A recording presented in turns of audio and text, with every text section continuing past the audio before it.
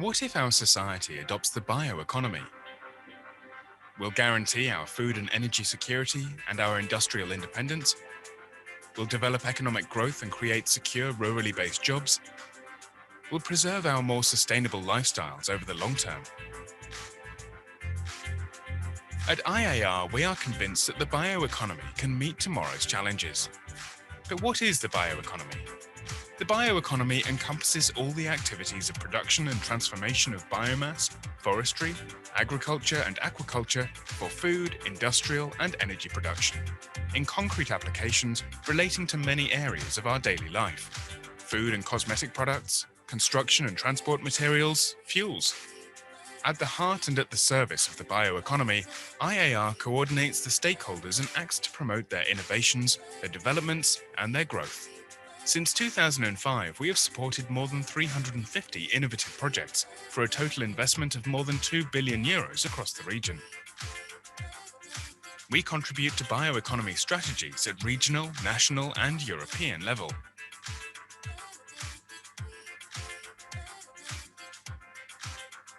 Our ambition is to develop the bioeconomy through 4 priority actions: establish linkage between the stakeholders and promote partnerships, facilitate the research, development and commercialization of innovative solutions, ensure a legislative and regulatory framework favourable to the development of the bioeconomy, promote the French bioeconomy. IAR focuses its activities around 5 thematic areas: bioresources, food and feed, bio-based chemistry, bio-based products, and bioenergies. We are carrying out this work of innovation alongside and at the service of our members, a powerful network of more than 430 bioeconomy leaders present throughout France and Europe. The members of IAR Cluster represent the entire value chain of the bioeconomy, from the primary production to the valorization of bio-based resources. The IAR team, with its 30 bioeconomy experts, is fully engaged towards your service. We offer our members premium services to support them successfully in their innovation and development challenges. We believe in the bioeconomy, a collective, sustainable and responsible project. IAR is now the leader of the bioeconomy in France and in Europe. Join us to make the bioeconomy the economy of tomorrow.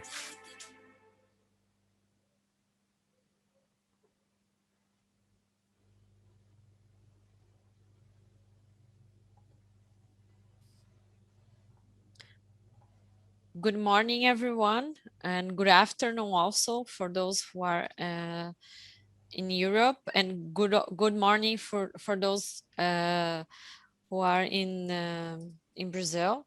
So I thank you all for to be with us here today to know more about what's happening on the Brazilian bioeconomy sector. I am Renata Abreu, responsible of the club IAR do Brasil. Only to talk a little bit about what we are doing on IAR. We on IAR do Brasil, we organize and promote the connection between French and Brazilian stakeholders to boost the bioeconomy locally. So we are really glad to be here with our speakers and experts on the market to share with you what is happening on the Brazilian bioeconomy, and also to bring some highlights and some insights, some of not only on the regulations, what is happening related to the regulations of the market, but also initiatives that some companies are developing here as our guests today. So we organize this event to share not only knowledge but also experience, and be able to share with you all this information about the bioeconomy, the Brazilian bioeconomy. So I invite you all to, if you have any doubt, you can share your doubts and send your doubts and questions on our Q&A box to our speakers. And after their presentation, they can feel free to answer you. And if we have time in the end, we can pick up some questions to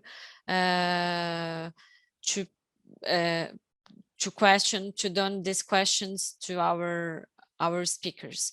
So thank you all, and I'll invite our first guest, that is the president of the Brazilian Bioinnovation Association, strengthen our partnership with the Brazilian market, but also to explain a little bit, give an overview about what is happening on right now here, what news, regulations, and what we can do to boost continuously the bioeconomy in Brazil. So welcome, Thiago Falda, to our stage, our virtual stage, and feel free to share your presentation. So the floor is yours.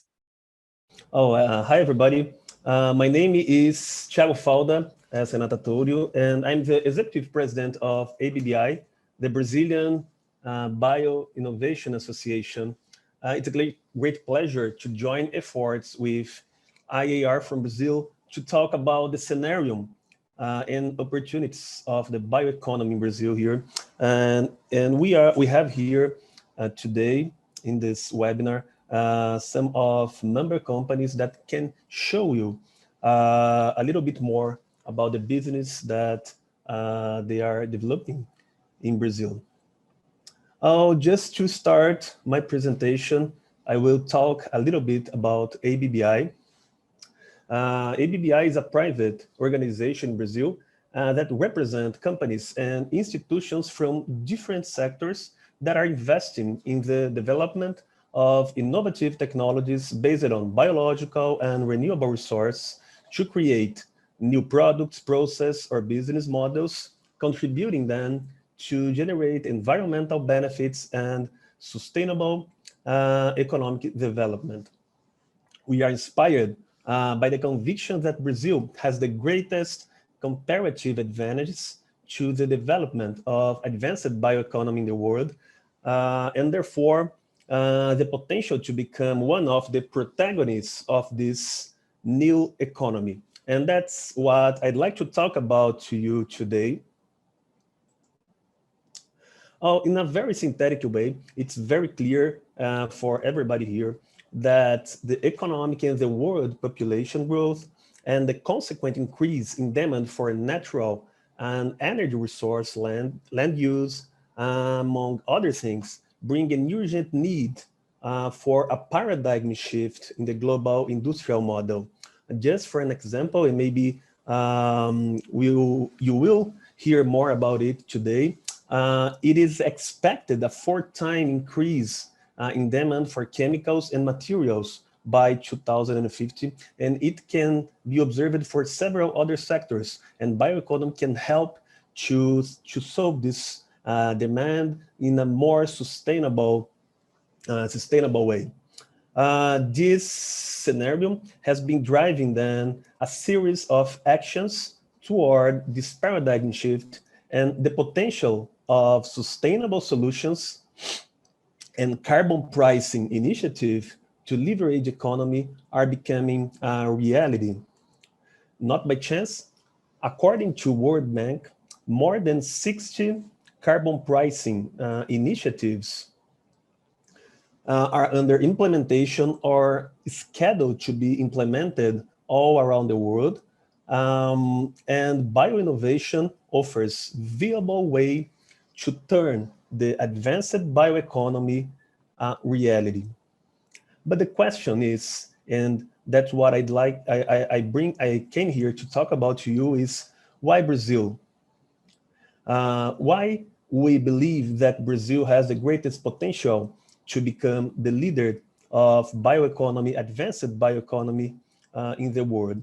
Okay, I could say a lot of, I could bring you a lot of things to talk, but I will just, I just selected 4 points to bring this idea. First of all, Brazil have the largest agricultural area in the world. We also have the major amount of biomass and at the lowest cost on the planet, and not less than 20% of the world biodiversity. And also a very, very well succeed experience in biotechnology and biofuels. All these characteristics, all these differentials together bring us a very significant comparative advantages. But the point is how to turn these comparative advantages into competitive ones. And that's the work of ABBI. In a very synthetic way, I introduced to you our strategic map where you can see all the pillars that we have been working since the creation of ABBI.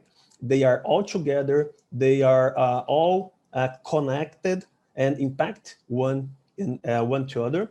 And I will start by regulation. Once ABBI have been working in a way to contribute to the construction of public policies in order to construct a regulation in a way to create the best possible conditions for innovation to flourish. Also, actually, bioinnovation to flourish in Brazil. We have been working with a lot of regulatory framework, and here I just pointed 3 of them: biosafety, biodiversity in national and international level, and bioinstruments. That is a very particular definition created in Brazil by a public policy last year that I can say that is the use of innovative technology, applied innovative technology to biological resources to increase production in agricultural areas or to improve agriculture. The second point that is very important not only to bioinnovation but to innovation in general is there are no innovation without adequate protection. In other words, there are no innovation without intellectual property rule. And then we have here a very particular system because life science have a lot of questions that involves like ethical things, religious things, and then intellectual property involving molecular biology. Molecular biology, life science have a lot of special things that must be correctly addressed. Then it's very important to create this environment to stimulate the development of bioinnovation in Brazil. Third point is competitiveness for R&D. We have been working in several ways in order to reduce the costs of development research in Brazil. It involves a lot of points, much bigger than bioinnovation, only like tax reforms, reduction of bureaucracy, and some important legislation changes that can be discussed in the next section here. Deputy Paulo Ganimi will have the opportunity to talk to you how our parliament have been working in this point. And another point that we have been working is investments. Of course, it's very important to create conditions to attract private sectors, private funds to invest in innovation, and also conditions that can allow the public sector share the risks of innovation with private sectors. Okay, and in the last point I will talk to you. Sorry. Is about decarbonization. That is a tendency in the world, like I showed you some slides before. Horizonte 28 graus, mas tem uma nova frente fria formada para chegar. Sorry. And now the scenario that I have talked to you before is creating a very good scenario for decarbonization strategies. ABBI have been working in several ways to stimulate decarbonization for advanced bioeconomy, advanced biomaterials, second generation ethanol, and advanced biofuels. Okay, here we work in a national legislation and also in international one, just to show the potential of Brazil and the scenario of biofuels and biomaterials in Brazil to the international community. And after show you this strategic map here, that is, like I told you, it's a very synthetic map that to show the pillars that we have been working.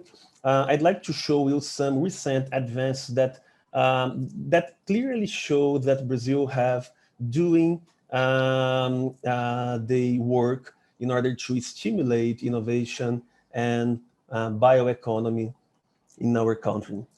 Just three legislations that have been modernized, that have been worked by federal government. We can see here the regulatory framework impact, the impact of regulatory framework of biosafety, that after modernization reduced the time of approval of genetically modified microorganisms from 70 months on average to only 2 months. The biodiversity legislations were also modernized, and we have approved in 2015 a new legal framework for the use of biodiversity. That brings us a very fast way to approve research and the development of products in Brazil. It's a very simple approval that is needed from the government, very different that we had in the past.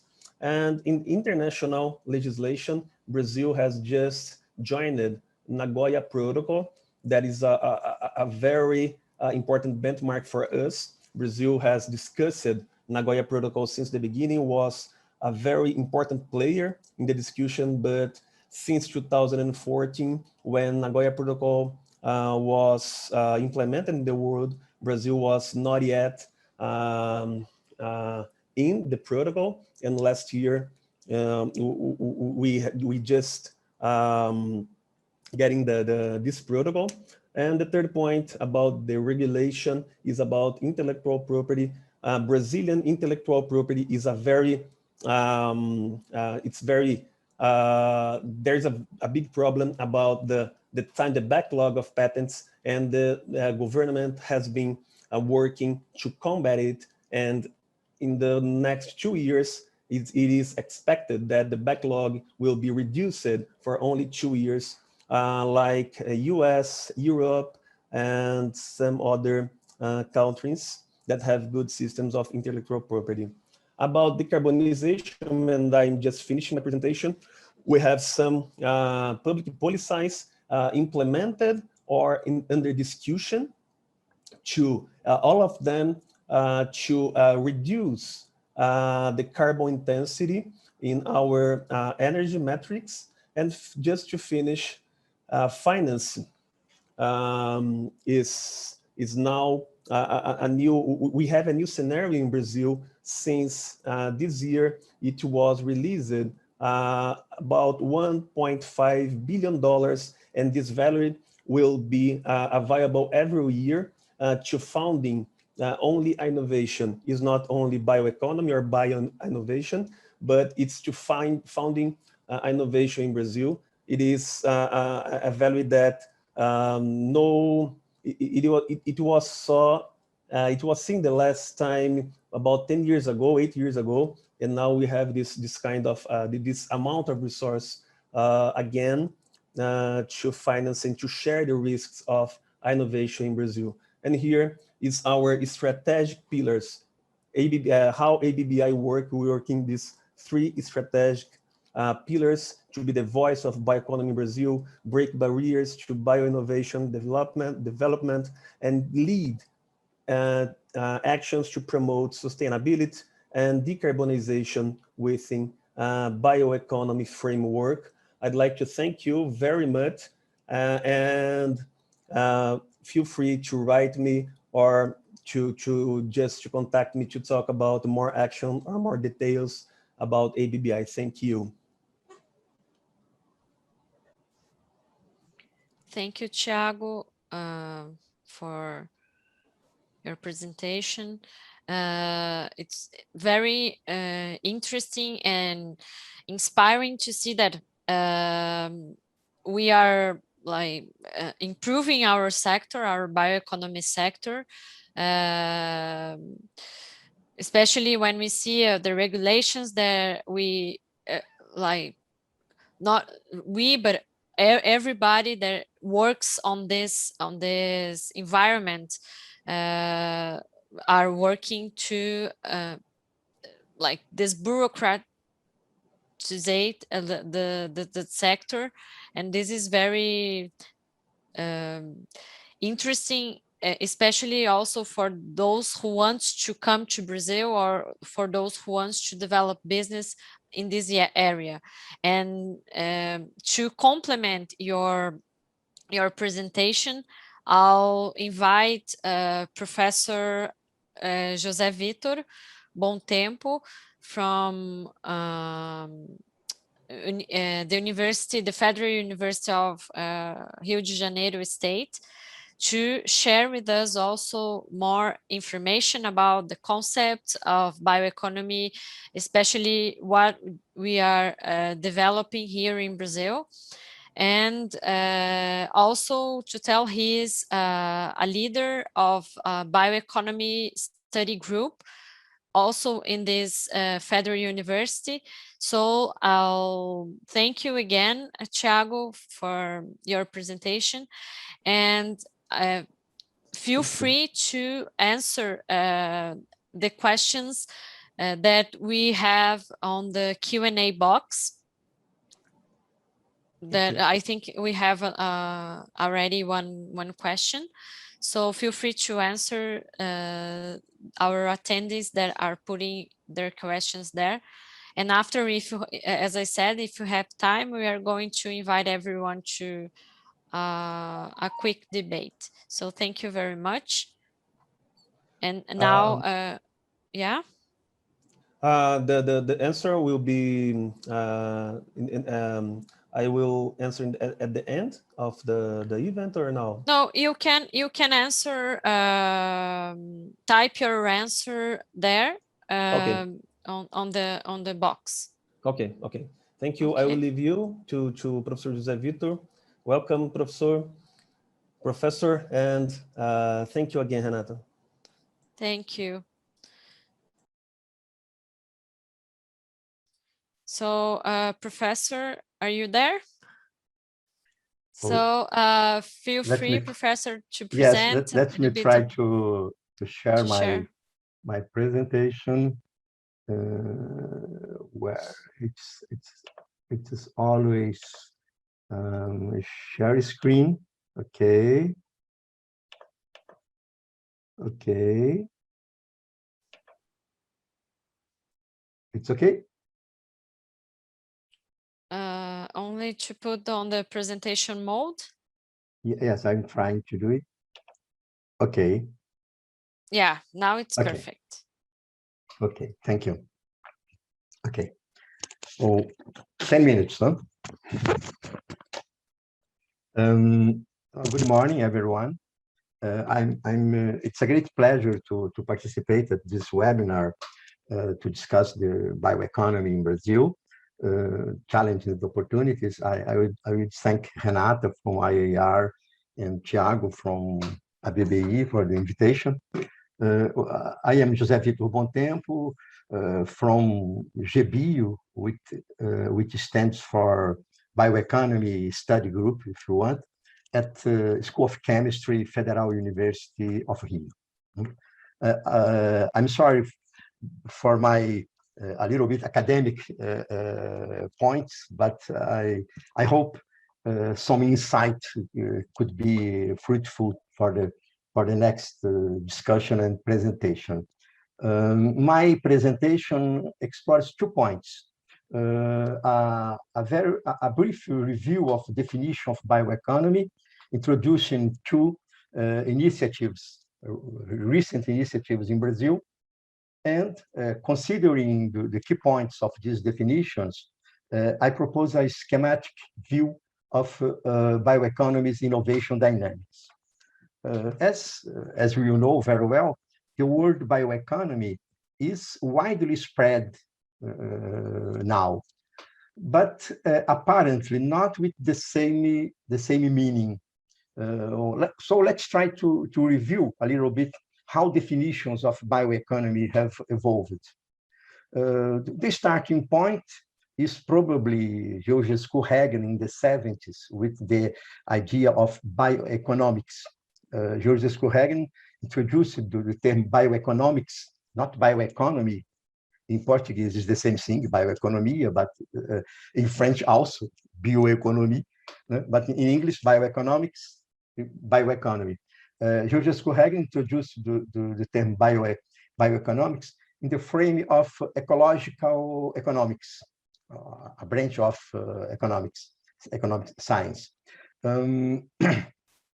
Bioeconomy, in the sense we use today, is more recent.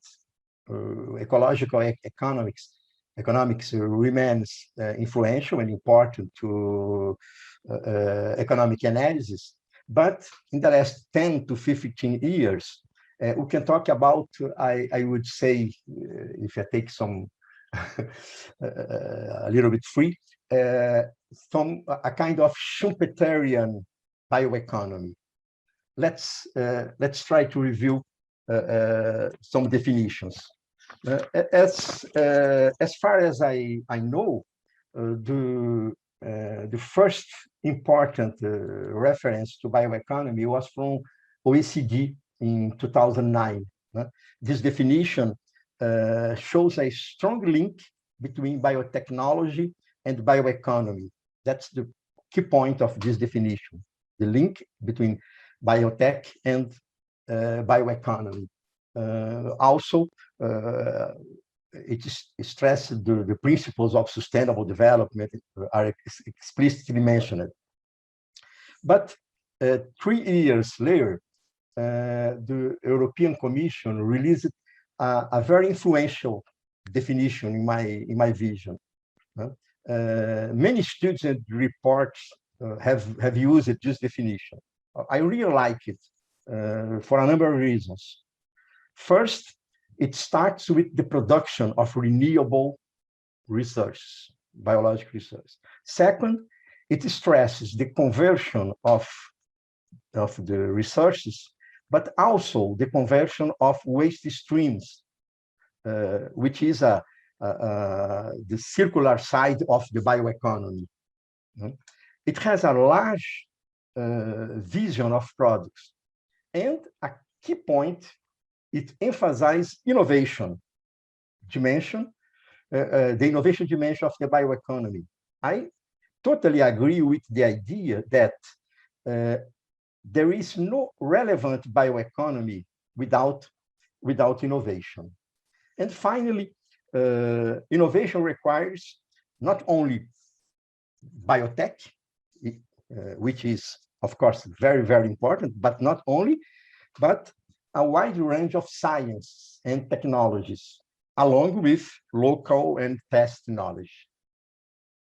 The third definition I have selected is the American one. The point here is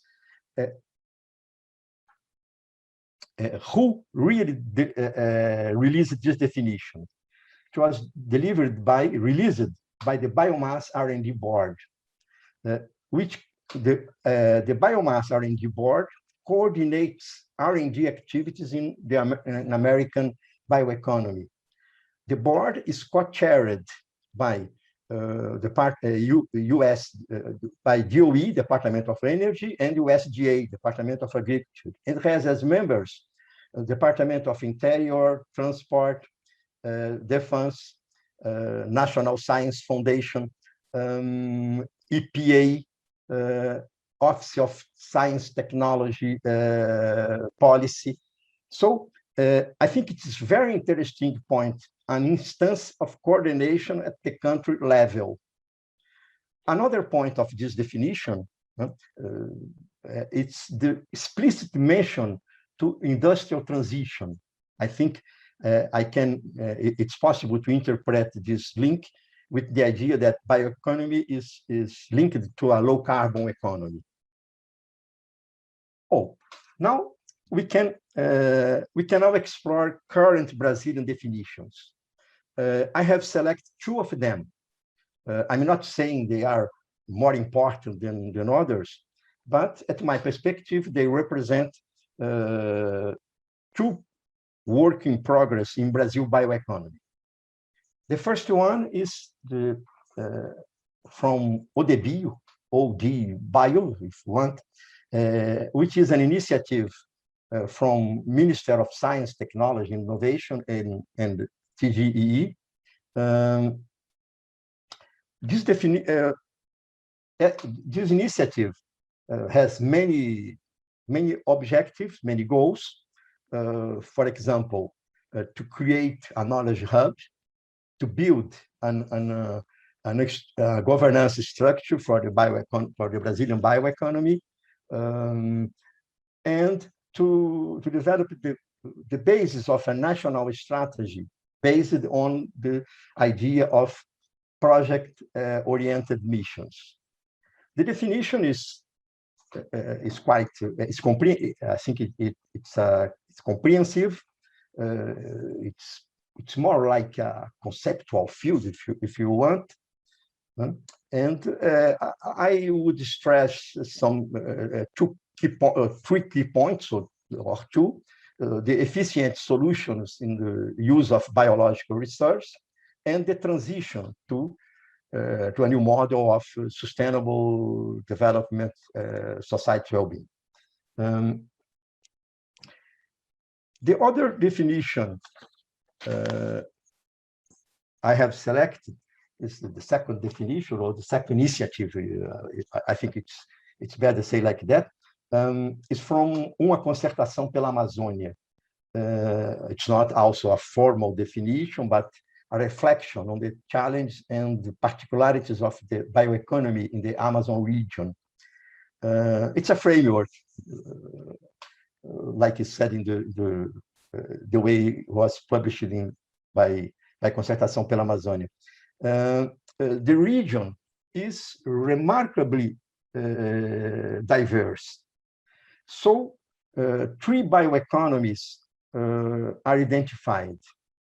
One based on biodiversity and the preservation of the standing forest, a second based on forest management, and a third one based on intensive production. The three bioeconomies differ in several terms. Anthropization, degree of anthropization, relationship with climate change, capital invested, business models, and many others. trying to sum up these definitions, I think we can take I propose 5 key points we should keep in mind when talking about bioeconomy, no matter what definition we are following. First of all, the production and the use of renewable biological resource or biomass. Second point, treatment and conversion of this resource. Third point, treatment and conversion of waste and byproducts. Conversion into fourth point, value products, and all that which is not which is a challenge mission. All that in an innovative and sustainable way. Take these points in mind. We can discuss bioeconomy's innovation dynamics, the second part of my presentation. I would like to, as a starting point, I would like to consider 2 assumptions. First, many of bioeconomy sectors are still emerging and have no defined industrial structure. As a result, a second assumption, competition in bioeconomy is based on innovation. If bioeconomy sectors are emerging and without a defined industrial structure, how could we understand the structuring process? How could we manage the bioeconomy? Our research at our group suggests that 4 dimensions are in coevolution at the center of this process: feedstocks, technologies, products, and business models. The idea is each innovative project in bioeconomy must combine these 4 dimensions in a viable way. That's the link between the structuring environment of the bioeconomy with the innovations. And as my final words, I'm going to take some risk considering the next presentation, the people we are going to read in the next presentation, and try to link what I have said, what I have presented today, with the title of this webinar, Opportunities and Challenges of the Brazilian Bioeconomy. Trying to, I'm take some risk to do this link at my final words, but I would suggest to your consideration 3 points. I hope some of them are will be developed more deeply in the next presentation. The first point, Brazil's comparative advantages are significant, but they depend on technology and business efforts to become competitive advantage, to go through from comparative to competitive advantage. Second point, as long as competition is based on innovation, we have understand that which includes not only process and product innovations, but very important, the ability to shape new bio-based industries. And the last one, to build technological capacities, of course, is very important, is central. Catching up strategies are important to build some technological capacities. But a central point, the use of renewable biological resource has local particularities, which require innovative, particular pest-creating solutions. Thank you very much. Obrigado. Thank you, Professor, for your explanation. It's very interesting to see for those who are not from Brazil to see and to compare the definition of bioeconomy, for example, in France, in Germany, and in Europe, we can see some similarities, but also we can see some differences.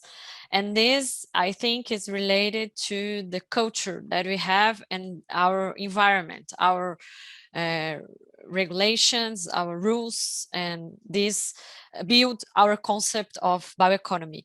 So thank you, and feel free to answer if you have like some questions for you, and feel free to answer them on the Q&A box that we have. And also, again, if we have time, we are going to pick some questions for our quick debate, but I don't think we are going to have time. Otherwise, we need to respect the companies also who are going to show and share with us their cases, their business cases. So thank you once again. Hope you stay with us until the end. Okay. So thank you. Oh, I'm very interested in the next presentation. Yeah. Okay. Thank you, Renata. And now, thank you. And now I'm going to invite Mr. Paulo Ganimi. He's the president of the Parliamentary Front of Bioeconomy, to share with us, as Thiago mentioned, a little bit about an overview related to the regulations that we have here in Brazil right now, related, of course, to the biodiversity, bioeconomy, and how the market is growing related on these topics, and of course, what is the opportunities that we have, and also what is the challenges related on the with these issues. So welcome, Paulo. It's a pleasure to have you here with us, and feel free to share your presentation, and I pass the word to you. Thank you, Renata. Thank you all. I'd like to thank Thiago Fauda that made the first invitation, and also for sure IAR. Then je voudrais aussi remercier IAR en France, et j'ai travaillé chez Michelin, un des associés des IAR, donc c'est avec beaucoup de plaisir que je suis ici. Then thank you very much. It's a very I worked for Michelin, one of the IAR associated, and it's a very good pleasure to be here with you today. I would like to say hello also to José Vitor Bontempo, the professor that made the previous presentation. I'm very honored to be one of the founders and the current president of the Bioeconomy Innovation Caucus, or Front, or Frente Parlamentar de Bioeconomia, which was created in July 2019. Together with my colleagues in the parliament, I have been constructing bridge between companies. Some of them, they are here today and will make presentations after my speech. Research institutes, ministers, and legislation needed to promote strong bioeconomy foundation in Brazil. We have then been working to consolidate this path by reducing bureaucracy, preparing a good environment for competitiveness, and promoting an open market for its products. As Mr. Fauda has already mentioned, there are plenty of topics to be discussed in the Congress in order to build a path towards bioeconomy development. Since we started the caucus, we have discussed topics such as the Nagoya Protocol, the creation of multi-stakeholder work group, a national strategy towards bioeconomy and balanced business environment, circular economy, and a more effective industrial property regulation, and the development of a modern education system. There were a lot of events like seminars, breakfasts, industry visits, and other meetings to work together on themes such as biofuel, Amazony, investments, bioinsumes, biotechnology, economic growth, and biochemicals. Our next meeting in schedule is on July 1st, then very soon, and we aim to discuss how to improve time to shelf bureaucracy in Brazil using a recent approved law known as the Economy Freedom Law. Then you all are more than welcome to join us on this meeting. For sure, it will be in Portuguese, but those that understand Portuguese well or a little bit can join us and participate, and you will be very welcome. Then July 1st, we can share with you, with Renata, more information about this event.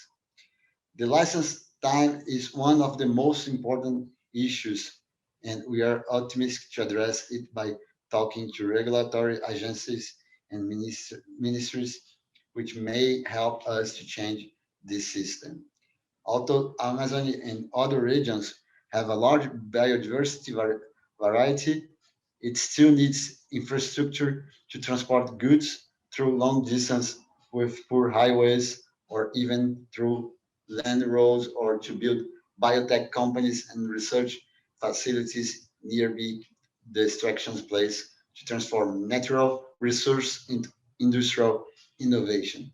It's a very important gap, but we're very optimistic that we'll be able to do this in these next few years. Besides that, we also need to address our complex and extensive tax system to make innovation and business attractive to new investments. That's an issue for any company, for any marketplace, any business. But when we talk about innovations, it's become much more important and a very, very strong issue to make it happen in Brazil. Entrepreneurship in Brazil is still a challenge, but some steps to make it better have been taken, such as the startup legal mark recently approved. It's very, very recent, maybe less than 1 month, which has defined what can be considered a startup in order to bring special business atmosphere for innovative companies no longer than 10 years old in the market. It's also create a different tax rule for these companies, and it will change a lot how we make business in Brazil for startups. Then Brazil has already 13 called unicorns with a very hard situation, bureaucracy, bad tax laws, and now with a new regulatory mark, we are very optimistic that it will change a lot how we make business in Brazil, especially for startups. The economic freedom law, once finally put into practice, as already mentioned, may also bring some advance to make Brazil a better place to invest in bioeconomy and technology. It's also new, but not that new as the startup legal mark. It's from 1.5 years maybe, but we need to deploy the same law in each state and each city in Brazil to have all the results that you can get from this change. It's not only a law change, it's also a mindset change. When we take from we change the mindset that today we have in Brazil, that everybody is guilty, and now we say, okay, you are free to make progress, to invest, and we trust on you. But for sure, if you make any mistake, you'll be very well punished. That's a change, and I hope it's a good change, and it will be a very different way to make business as well in Brazil. The public policies discussion that we have approached since the beginning of our caucus is a signal that things are changing in Brazil, might have a breakthrough to become a global power in this matter. The highest biomass production and the lowest cost of the planet, together with 20% of world's biodiversity, is a huge potential which cannot be dismissed. We have created creative human resource, advanced research institutes and universities, as well as some great industries investing in high technology development. Brazil has started later than other countries to invest in most industry, but for once, we are at the right time and have huge potential to be developed, giving us the opportunity to achieve a leadership role in this subject. Of course, we can't pretend that it's an easy path because we have already seen there are many issues to be treated. So let's see what future reserves to our beloved country by listening to the expert at this event, who certainly have a lot more to show you about what biotech has to offer. Then I'm very happy to be here, and I stay here for a little bit longer to watch the other presentations and for sure to answer the questions that you have. And I'm very available to discuss with any of you and also with French Parliament and government and also IAR, how we can strengthen the relationship between Brazil and France on this topic. It's a France is a country that I have a very good relationship. I lived there for 3.5 years in Clermont-Ferrand, in the center of France, and I have very good feelings about your people. And then it would be very good to have a better relationship with you to improve the bioeconomy in Brazil, in France, and in the world. Thank you very much. And I will stay here if you have any question or if you have any comments.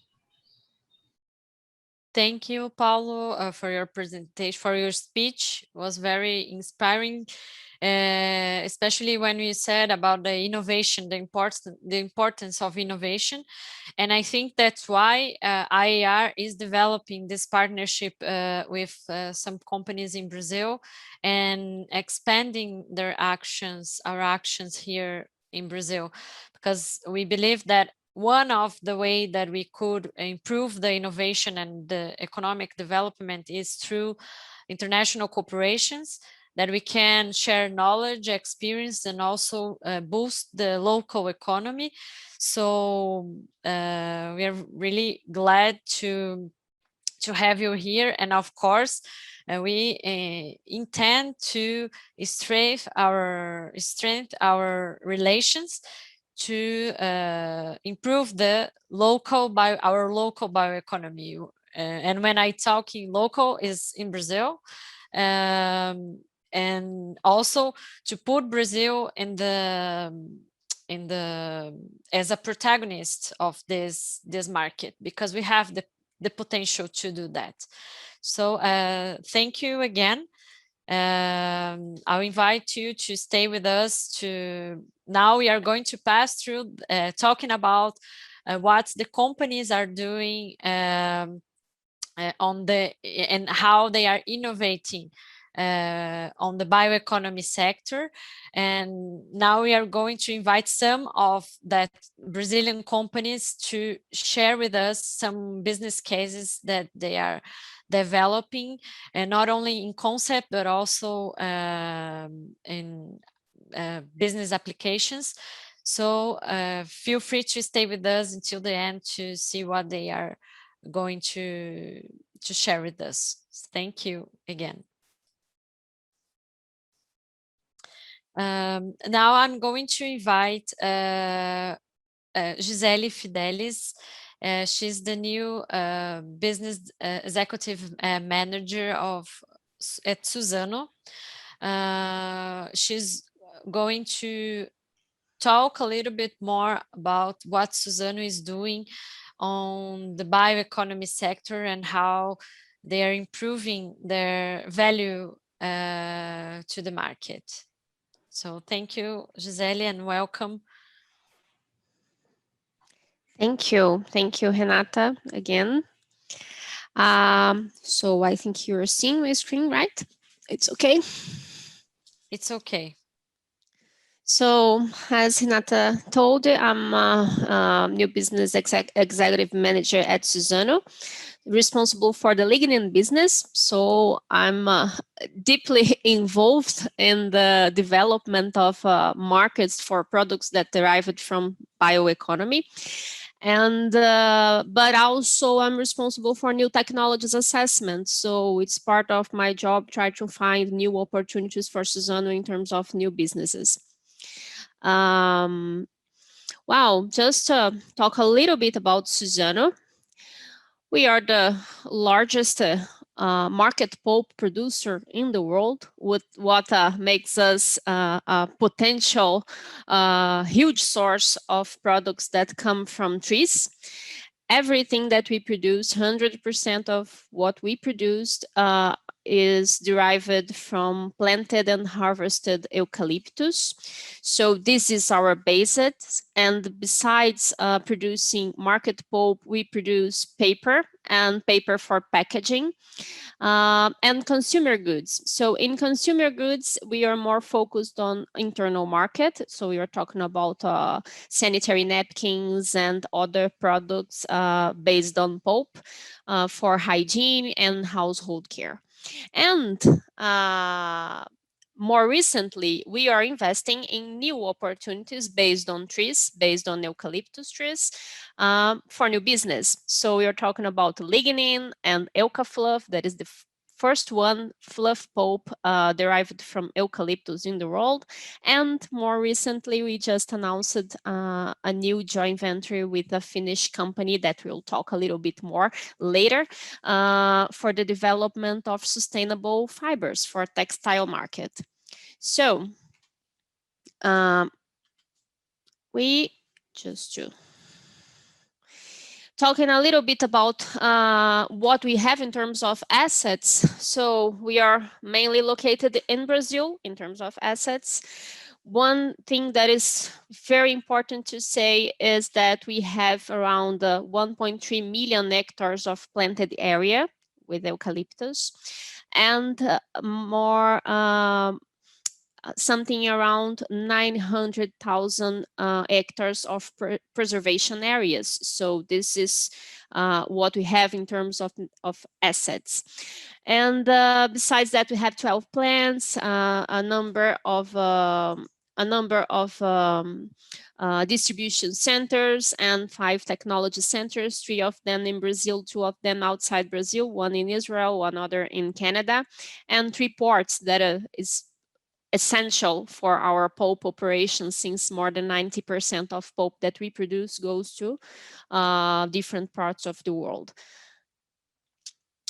Since we understand the relevance that we have in the world, we are committed with some very important goals for 2030. The first one is be even more climate positive. Suzano is already carbon negative, thinking about since the development of our eucalyptus plantations, the management of them until our industrial production and transportation. But we have this goal of a net removal of 40 million tons of CO2 from the atmosphere until 2030. This is quite ambitious. Besides that, we have a second very important goal that is related to renewable sources. So we want to offer more than 10 million tons of products based on renewable sources, but we are not talking about market pulp. We are talking about other products that can replace plastics and other petroleum-based products. This is very important for what I'm going to say about our initiatives in bioeconomy. And besides that, considering our relevance, and since we are present in different parts of Brazil, we aim to lift 200,000 people from poverty in our areas of operation. Thinking about this second goal that is related to renewable sources, I'll talk a little bit about our biostrategy that is mainly focused on what we are developing in business.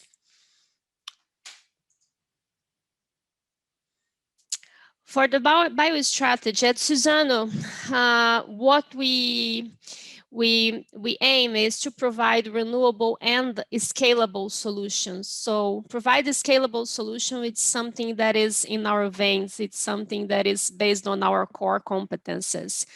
And we'll do that using our unmatched eucalyptus genetic base, which is very important in terms of having an homogeneous and robust competence in terms of providing products that are based in vegetable resources. Besides that, what we want is we want to do that not alone. We want to do that gathering competence to create value. And we are doing this based on partnership, creating partnership along the value chains, not just the value chains where we already are inserted in, but also in the value chains that we wanna be in. And thinking about platform, talking about materials and providing materials that are based on biomass, we have 4 main platforms. The first one is the lignin one. That is, lignin is obtained as a co-product of our crafting process, so it's the most obvious product that we can obtain, thinking about a chemical intermediate or a material that is not pulp. And in this case, for the lignin, we are now in a first demonstration plant here in São Paulo. I'll talk a little bit about this in the next slides. Besides that, we have another platform, that's this bio-oil. The bio-oil is an oil that is produced from the pyrolysis of the wood. And we are basing this technology on the process that was developed by Ensign, an American company which we invested some years ago, actually. And we are intending to bring this process to Brazil. We are working on this, and bio-oil can be used as a co-feed in conventional refinery processes, bringing renewable content to fractions, to oil fractions that can be produced through these processes. And besides that, bio-oil can be, of course, a resource for specialty chemicals. So this is another possibility in terms of potential markets for this material. And besides that, we have the microfibrillated cellulose. This one is obtained by mechanical refining. In our case, we use this kind of technology of pulp. So we mechanically processing the pulp in order to produce the MFC, microfibrillated cellulose. This material can be used in paper and board applications, and there are a long list of possibilities where we can use this material. But one case that I'll bring to you is is related to the development of a technology to produce textile fibers in an alternative process, and using microfibrillated cellulose. I will speak a little bit about this. At Suzano, the microfibrillated cellulose project is in pilot stage, and we are going through our first commercial facility in the next 2 years. And then we have the biocomposites. That is, well, that is aiming to use cellulosic fibers in plastics, giving some important important characters in terms of reinforcement and adding renewable content. So the idea is to join plastic plus cellulose. And those are the 4 main technology platforms that we have currently. This one, it's going to a pilot stage, this last one. And how we are doing this? Well, we develop products and applications really close to our R&D team. We say that we are siblings areas, so we are always working together. The R&D group is working more strongly in the product development, technology development, proof of concept of new technologies, lab to pilot developments, new applications, something that is really new, and we need to understand the potential of using one of our materials in this new application. And of course, they provide technical support to new business. And the new business area, well, we're working in technology scouting, trying to find new opportunities for new business, always with a business eye, and competitive intelligence, not just to understand our competitors, direct competitors, but also, actually, I would say that, but mainly trying to understand the opportunities regarding the materials or chemicals that we are trying to substitute. And besides that, of course, our core competence here is to work on market development, application development, sales and operation when we have it, and technical assistance. Both areas are working together, and of course one feeds the other one with information, insights and recommendations. But you're not doing this alone. Of course, we work with funding agencies, universities, research centers, external specialists that are very important for us in terms of understanding the markets that you want to access, and we were not in this value chain. So it's very important to have this kind of help. Of course, we are always taking a look in the startups and potential investments that can accelerate it, our initiatives. Incubators and accelerators are players that are very important too. Customers, of course, suppliers and other corporations that are not necessarily customer or supplier, but are very relevant in terms of adding know-how or technologies that we need in order to develop those business. And talking about examples, I would like to bring to you 2 cases. One is the lignin and the other one is related to MFC. For the lignin project, we are in our first industrial demonstration plant. This plant is in Limeira. What we are doing is taking a portion of the black liquor that is produced during the craft processes and separate extract lignin. This is the brown powder that we use in different applications. So this plant in Limeira had its startup at the end of last year, and we have a nominal capacity of 20,000 tons per year. And the first wave applications are the most obvious one. Due to the characteristics of lignin, we are applying it as a component in phenolic resins and as an antioxidant for rubber parts. And this is just the beginning. New applications are coming. We are working on approving this product in other different markets. In the case of lignin, the partnership are happening through the application. So we are always trying to find new partners, not exactly just customers, but new partners in order to develop these new applications. And the lignin, it's under the brand name of EcoLig. It's happening, it's in the market, and we are quite happy with this first initiative, more in the chemicals and materials side, outside the pulp and paper business. And one thing that is very, very important is that, well, we are providing a chemical, a complex chemical, that has 100% of bio-based carbon content, and it's a non-food competing feedstock. Besides that, since EcoLig comes from a bioproduct, we are not talking about additional harvesting in order to obtain this kind of material. The other example is the microfibrillated cellulose for textile fibers.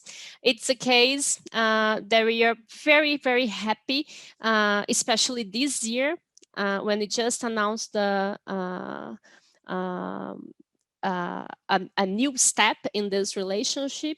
So in 2017, Suzano had made the first investment in Spinnova. We acquired a minority share of this company. Spinnova is a startup based in Finland that developed an alternative process to obtain sustainable textile fibers, sustainable staple fibers based on microfibrillated cellulose. At that time, when we started investing in Spinnova, we already had a pilot plant for microfibrillated cellulose here in Brazil. However, our material was not able to be used in their processes. With the kind of MFC that we produced at that time, we couldn't achieve the performance demanded by this application.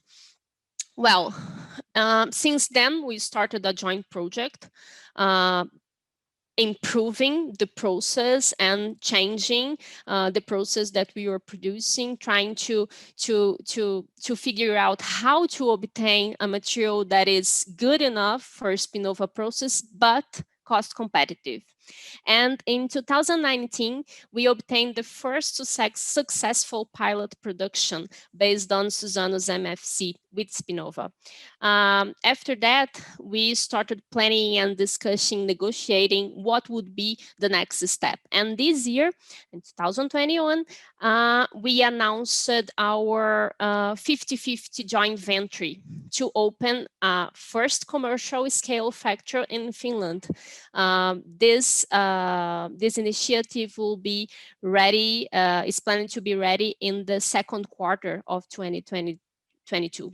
So in this case, it's a quite a different example when we compared with the lignin case.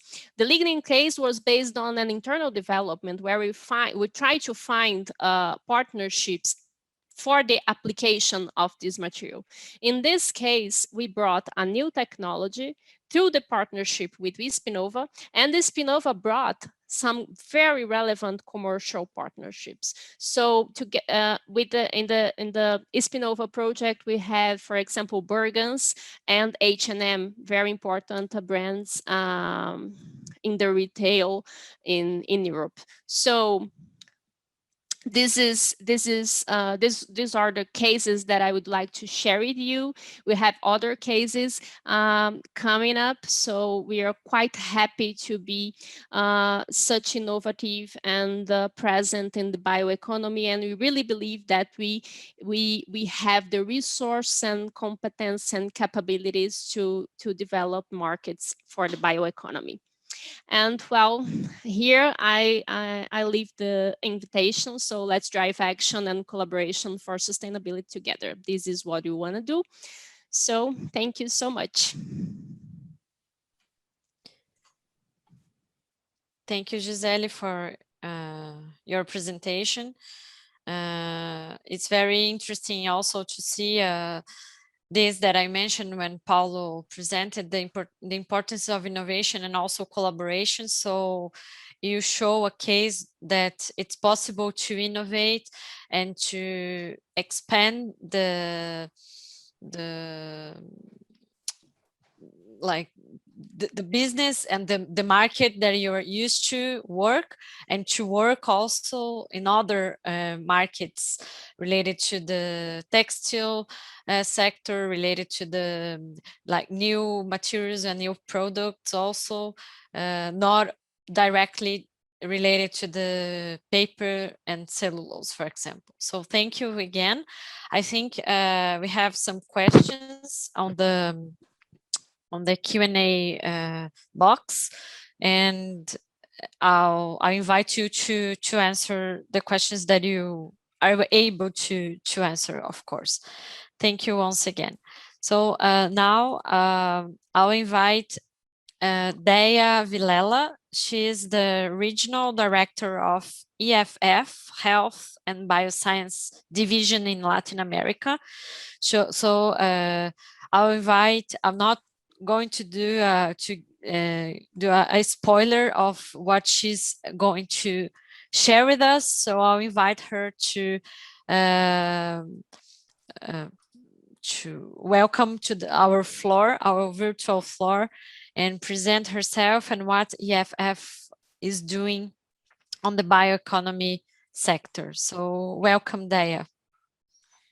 Thank you very much, Renata. And to start, well, saying thank you to you and to IAR clusters members for promoting such a valuable moment and exchanges.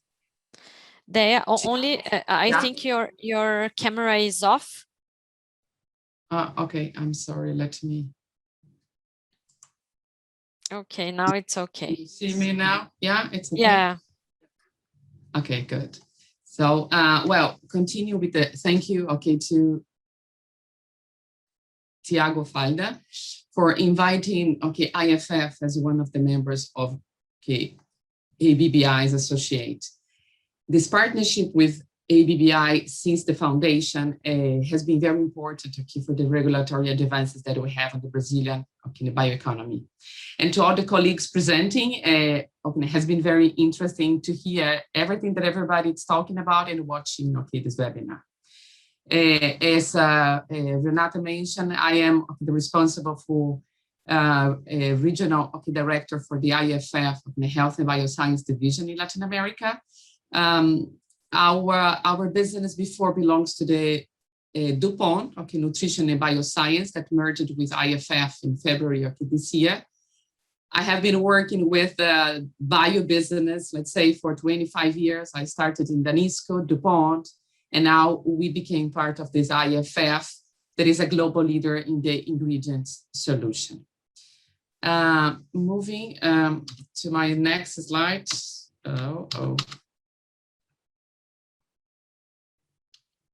Yeah, here we are. Talking about IFF and the new IFF, we define ourselves as a category leader and essential partner to our customers in the global consumer and the commercial products of the market. Our new company is a purpose-driven enterprise, uniquely positioned as an intersection of creative, science, and innovation.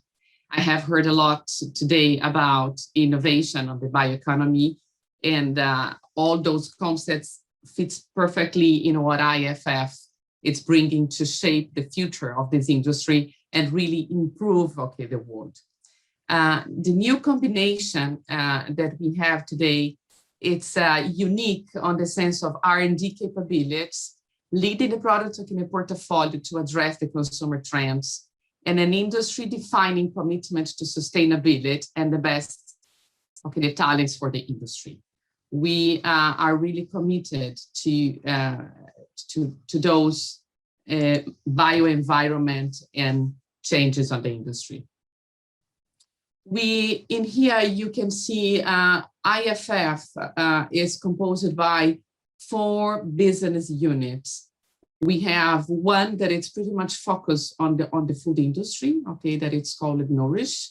You can see a lot of ingredients and including flavors that we address the consumer needs on this specific segment. We have another division that is scent. Scent, it's the word of the fragrances for all the product goods and the beauty brands. The fourth division that we have is the health and bioscience, that I am the leader of this business on the region, and where we used to say that we are inspired by nature and distinguished by our world-class bioscience, and a microbiome. I think that I am very glad to work in the bioscience for such a period of time. It's interesting to discuss about regulations in our country and remember the old times, when we started. I started, for example, 25 years ago. And the other division that we have is the pharma, where we produce excipients for this pharmaceutical industry.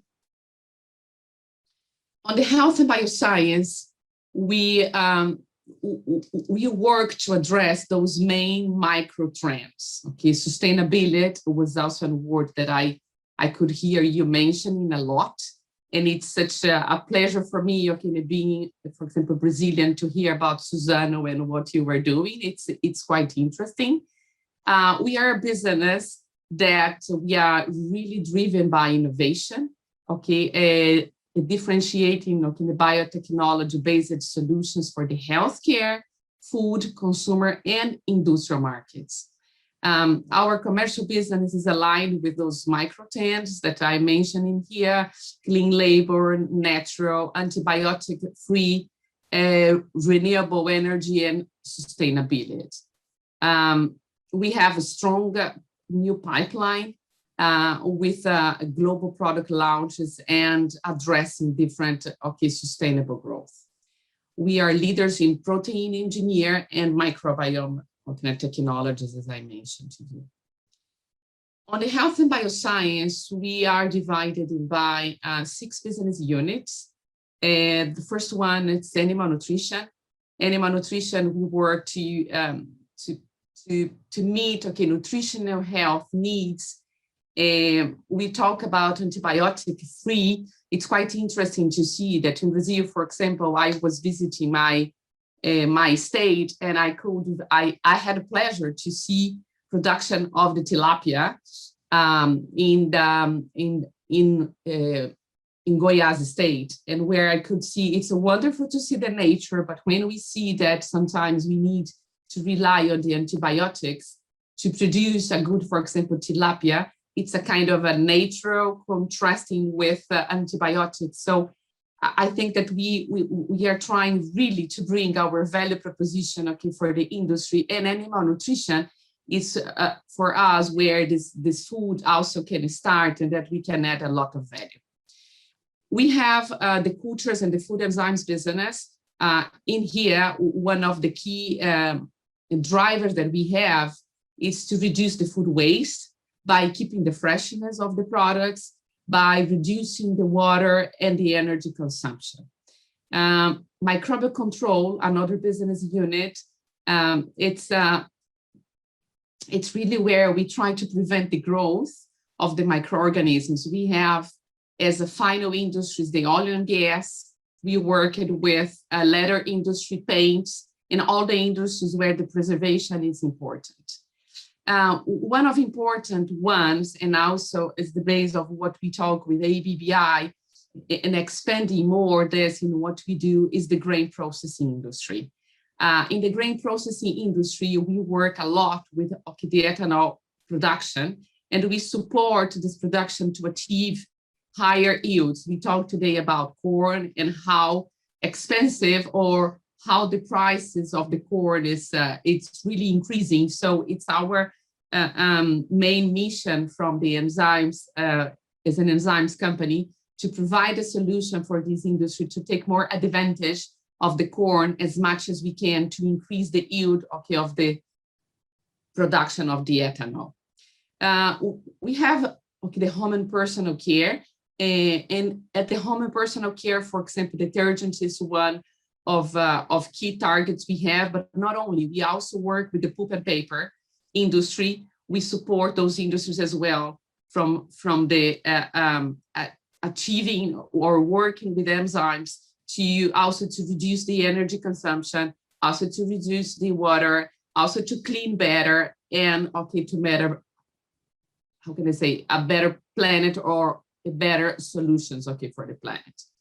And not less important, we have one final business unit where we call the health, where you can see all the technologies related to the probiotics, where we have an intensive work in the clinical studies to demonstrate all the benefits that we can have. Today, the focus that we have in Brazil is the digest and also the immune health, working with the probiotics. All those business units are united by the technology, enzymes technology, and the biotechnology is one of the key drivers for us. Speaking about us, health and bioscience in Latin America, we are a division that has 2,500 employees globally, where 121 are in Latin America, working with 30 salespeople. We have more than 70,000 customers, where in Latin America, we serve those industries. 82% of our customers we serve directly with our own sales force.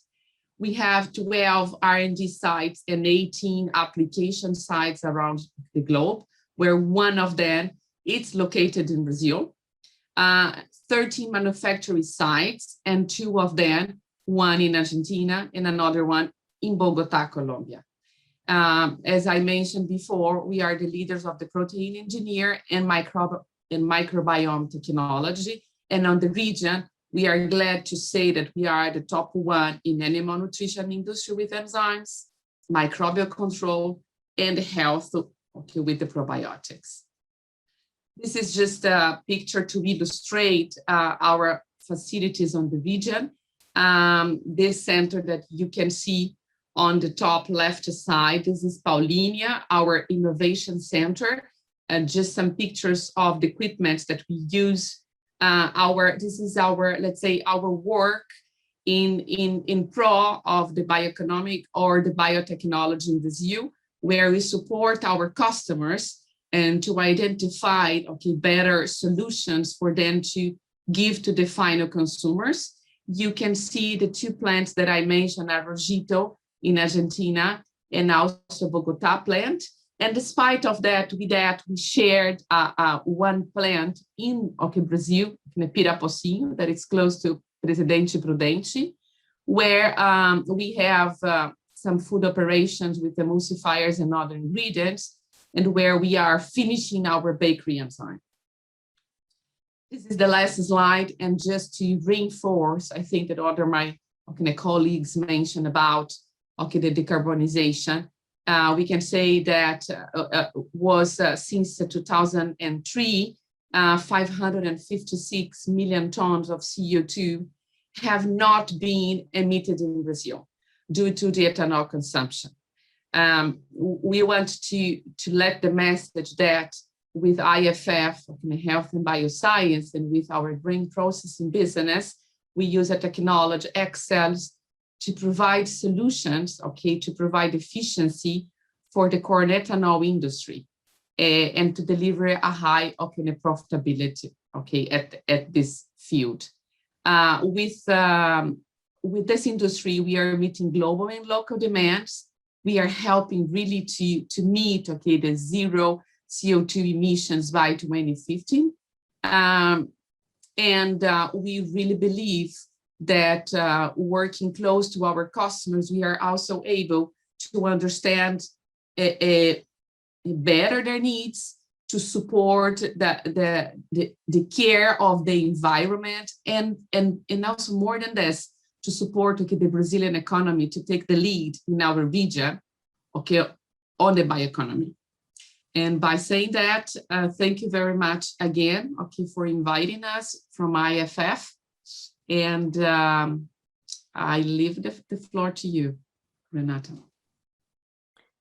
Thank you, Daya. It's very like I'm really glad to see all like until now all the presentations, because once it's very first of all it's very inspiring to see like different business models working together on a cause that is the like a global action to reduce the impact, and also to work together in a collaborative way to improve our economy, improve our like all the sectors related to the bioeconomy, because we have the power to do that, and this is really interesting, and I'm very like grateful to be related and to work in this subject, because we have lots of things to do.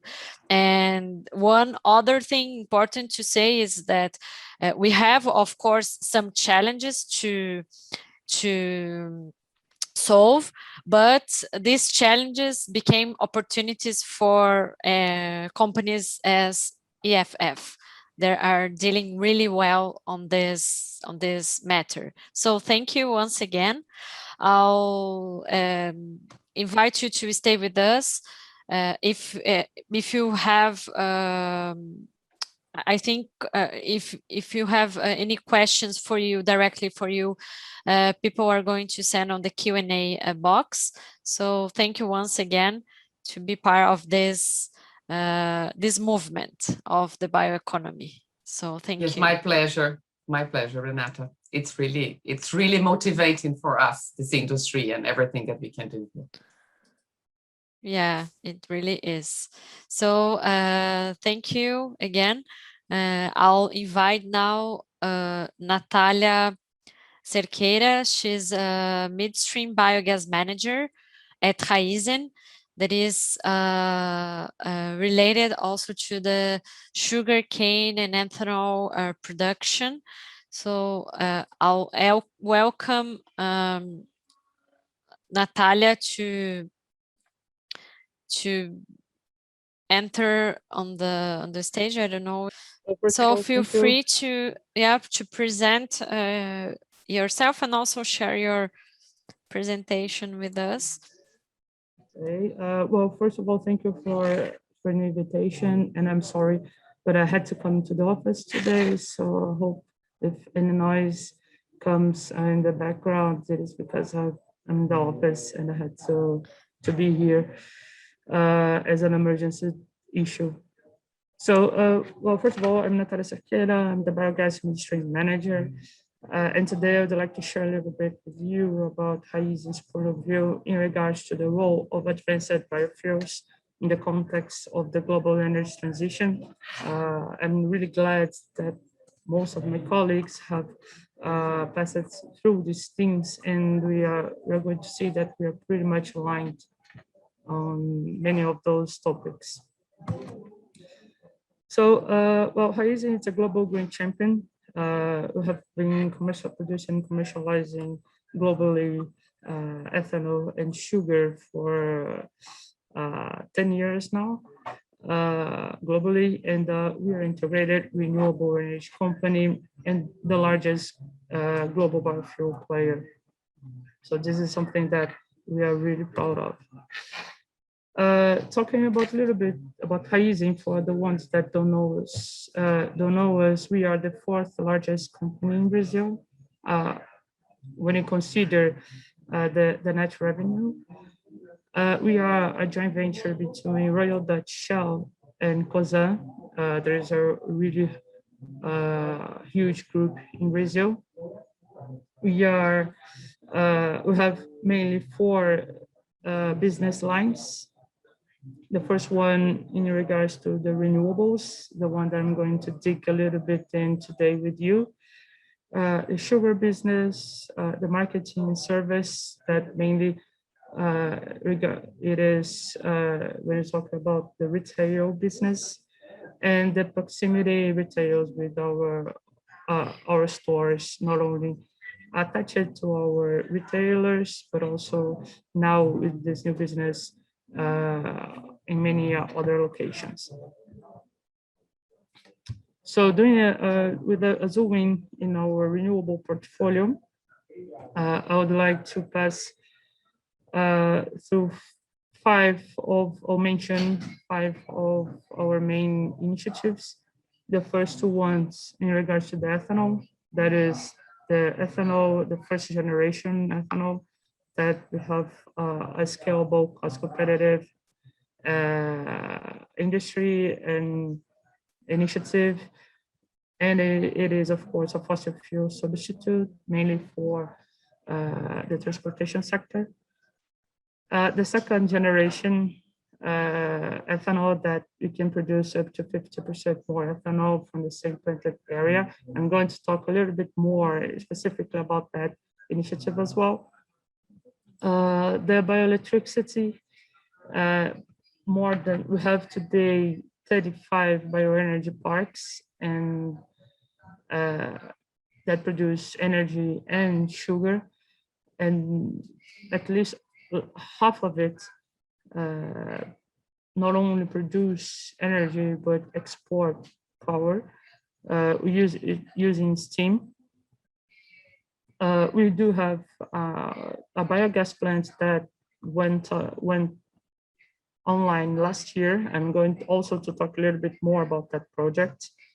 And we have a pellets business that is an alternative to replace non-renewable sources, mainly talking about coal displacement to generate power. So talking specifically about the second generation ethanol, for the ones that don't know this, the second generation, it is called in this way because we produce it through the bagasse and the straw, meaning produce it through residues, not only from the juice, as it happens with the first generation. We use these two feedstocks, and we have a plant, a 42 million liters capacity plant that is in the countryside of São Paulo in a city called Piracicaba. We have been producing ethanol since 2015 in a continuous journey, and have produced and exported almost 100 million liters since then. And we have a global connection and global customers that are avid to have this molecule, because in terms of footprint, we have over 80% reduction in GHG emissions when you compare it to the gasoline, for example. So it is even more sustainable than the already sustainable E1G. And well, this is something that we have been working for a while now, and soon we'll be glad to share some good news in that sense, because we're aiming to expand this business globally. Well, talking about a little bit about applications for ethanol, we do see two main streams, two main applications. One is for fuel, and the other for industrial application. And for fuel, this is the common application, that is to substitute gasoline, mainly here in Brazil, that we have the E100 mandates, so you can fuel your car with 100% ethanol. You don't have to blend it, as we do have that mandates globally. And of course, you can use the ethanol as a fuel cell. This is a very good technology that has been developed from some industries, and we've been supporting that development over the last 3 years. On the industrial sector, we have ethanol in the beverage, solvents, cosmetics, disinfection, and many other chemicals industries. And this zooming, I think it's important because I'm not sure if it's clear for everyone. But when you talk about ethanol, as a full substitute, as a E100 substitute for gasoline, and when we consider the whole life cycle, well to wheel of emissions, we see that ethanol is in fact the best and the lowest emission fuel, even if we compare to the battery production, the electric cars, because we do have a great percentage of emissions for the battery production. That is the yellow bar. So this is something that is really not clear for everyone. And when you see the Brazilian market in that sense, we are already there. So we don't need any additional investments. We don't need any additional infrastructure, and we don't need any kind of technology optimization. We have everything that it takes to continue being one of the best in class in terms of emissions. And I think we have a great job as a nation and as a company to share this knowledge and to share this concept that we don't actually need an electric vehicle. We do have, if you use the ethanol as full in a full way in E100, we actually don't need to have extra infrastructure. And of course, one thing that we have learned that there isn't one technology to fit everything, because we will need a lot of new and every initiative possible for decarbonization. But I just want to highlight that we are not that far. The technology is already here, and it's just a matter of education to prove that we don't need to do much more than we can do right now. That's the idea. Well, changing the topic to the biogas, that is the other stream that I am actually involved with now. As a quick understanding of how we produce it, there's a lot of kind of feedstocks that we can use to produce biogas. Here in Raízen, use two kind of feedstocks, one solid and another liquid. Both of them from as residues from the sugarcane mill that comes from the ethanol and sugar production. That is the filter K and the Bioscience. Both of them are submitted to a biodigester, and then you have the biogas that can be allocated either to generate power or to purify, to have it purified and then produce biomethane that can displace diesel and the natural gas. So we currently have one plant that I mentioned that was inaugurated last year. This is a 21 megawatt plant with installed capacity. One of the largest plants in the world. And it is mainly now, this one is mainly now for generating power. And we have a really great plan for expansion, to expand that business within Raízen, and soon we will be hearing from us some great news in that sense for producing biomethane and power for in the coming years. And why sugarcane biogas? Here in Brazil, we have a huge potential. And I would like to catch your attention in two main two specific information on this chart. One of them is the potential for the biomethane here in Brazil. You have over 125 million cubic meter potential for this solution. That represents nearly 40% of our current Brazilian energy demands. This is huge, considering especially the moment that we are now with the electricity sector. This really can represent the grid stability.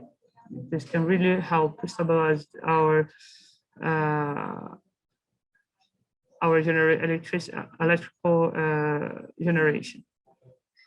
And the second one that I would like to catch your attention is to the carbon footprint reduction. Take a look on the chart that shows the emission for diesel, the natural gas, and a comparison with the biogas. There's a huge difference for when you compare these emissions. And talking about fleets, the biomethane can always displace diesel in the heavy fleet. So we do have the ethanol for the light transportation, the vehicles, and so on. And we do have the biomethane as a great option for the heavy fleet. And this is something that is already available to us. This is something that we have a huge potential, and we should aim on this development. And this is something Raízen strongly believes. This is the integrated biorefinery concept. Raízen believes, and we are aiming to do that in our facilities, that it's possible to have a circular economy as it's best, because we do have the mills, 35 sugar and ethanol mills. In one of them, we do have the biogas plant, and we have the ethanol, cellulosic ethanol attached. We do export power, and we do have the pellets business, and we are aiming to have all of these projects on the same site. So you can exchange residues.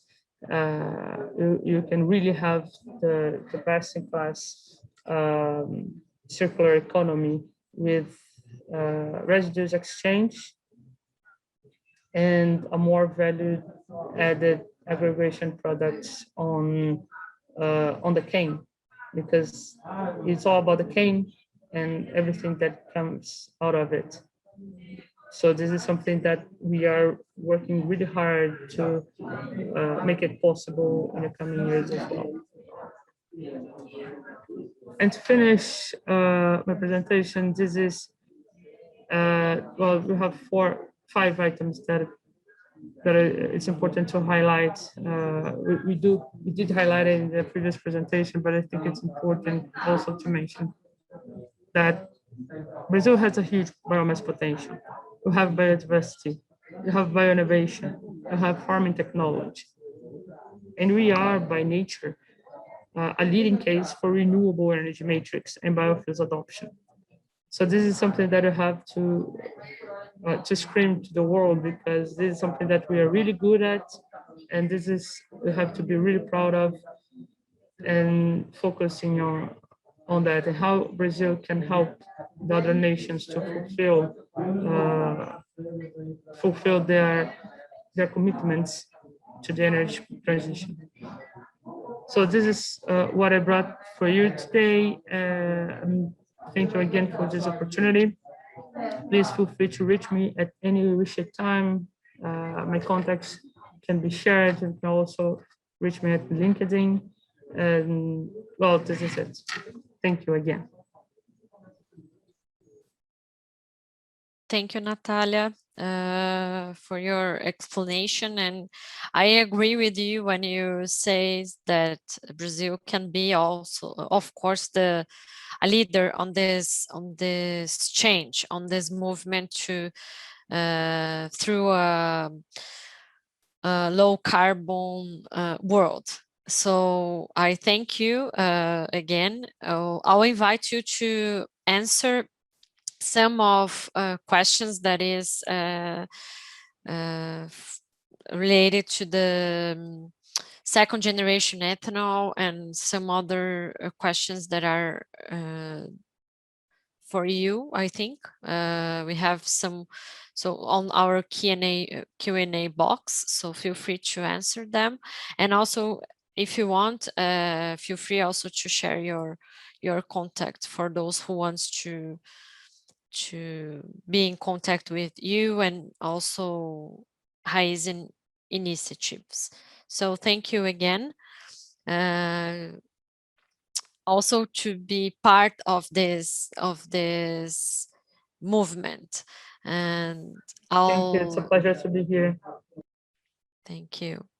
And now I'm passing the word to Mr. Bernardo Gradin. He is the CEO of Grambio. Grambio is one of the pioneer company in Brazil dealing with the biotechnology industry and also making some changes in our environment, in our local environment through the climate change impacts, reverting that on good causes. So I'll invite Mr. Bernardo to join us and share also your presentation with us to tell more about what Grambio is doing to change our reality through the bioeconomy. Thank you, Renata. Merci à vous at IAR. It's impressive the work you do leading Europe and the world. And it's a pleasure to have and see the connection between IAR and ABBI in Brazil. Let me suggest a quick introduction on a scenario on the potential and challenges on how an entrepreneur of a still startup company in Brazil see bioeconomy and how bioeconomy in Brazil can progress. It's hard to talk about bioeconomy without mentioning the Amazon. So let's start with the Amazon and the potential on not only biodiversity, but how we Brazilians are trying to deal with it and in a way have a leadership role on how sustainable development in the Amazon should be driven. Amazon, for those that are not familiar with, corresponds to about 60% of the Brazilian territory. And we have about 14% of the Brazilian population living there. So we're talking about 30 million people living there in 5 million square kilometers, so a huge area. Unfortunately, Brazilians do not know clearly what they want regarding the Amazon sustainable development. We have a lot of noise because of a mix of bad communication, bad information, sometimes bad politics, and misleading information that create kind of a cognitive bias without the proper rational appeal on how we can fully develop the potential of the Amazon. But I think things are changing to better.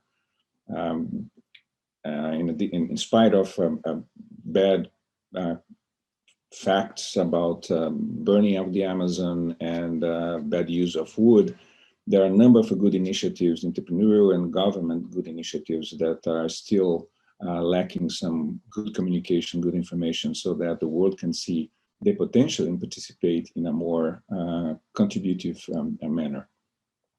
I believe this is going to happen. There is a big bioeconomy event happening in October, and I hope everybody will be there and participate on that too. It's the World Bioeconomy Forum that will happen in October in Belém. The other potential of Brazil is, of course, biomass. As we heard from Suzano and Raizen, the potential of biomass in Brazil is huge. The government appoints that the EPE report, which is the Energy Ministry report, appoints that Brazil's residual biomass can convert over 80 billion cubic meters of methane. And I'm not talking about the biomass residue of sugarcane, which is more obvious. And Brazil has about 250 million tons of cane residue, combining bagasse and straw, and renewable forest residues and agricultural residues, which can enable thousands of biorefineries converting biomass into energy, biochemicals, and electricity. There's another point of potential in Brazil that not many people talk, but it's huge, which relates to the cattle degraded area. Brazil has currently about 200 million heads of cows in about 210 million hectares. So it's a very solitary cow we have in Brazil, because we still allow some speculation of land with cattle. But if we could have a rational policy to confine cattle or reduce the consumption of meat and use such degraded land to foster some biomass that can grow.